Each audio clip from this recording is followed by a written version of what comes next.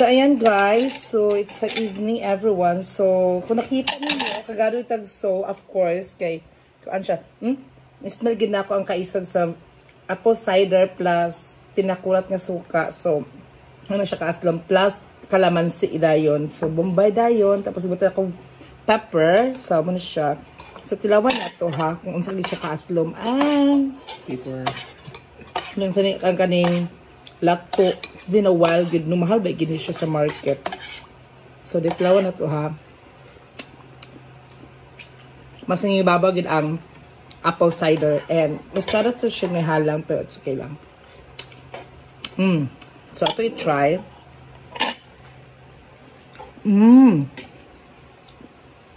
Lamig siya guys, I swear. Plus, nag-complement kit ang lasa. It's because nagbutang kong kalamansi. So, may larong nagagana sa pagkain. Salat to. O, diba? Pumas lamig siya kung halang siya nga natay sili. But then, wala matay sili diri. So, muna siya. Okay ra. Tapos, kanina ang crunchiness niya. So, lamig good siya, guys. Oh my God. Sa una, it's not my favorite. Right now, it's my favorite. I swear. So, yun lang. So, sa gusto magkaon, naglaway sa akong gikaon kaon pagpalit mo. Pagbuhat mo. Mura to. Bye-bye.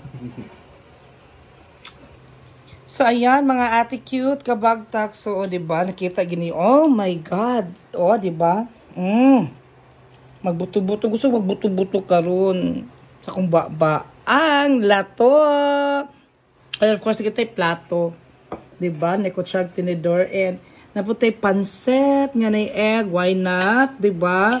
So, we have this adobong bayboy. Yes, of course. Adobong bayboy ni ate. Cute Elsa. Tapos, rice is life. Gidi pwede walay rice kayo na mga Filipino people. Tapos na tayo tubig, guys. Tapos na i-coke. O, diba? So, itong i-try ang kuan ha. Itong i-try ang lato. 3.5 na to.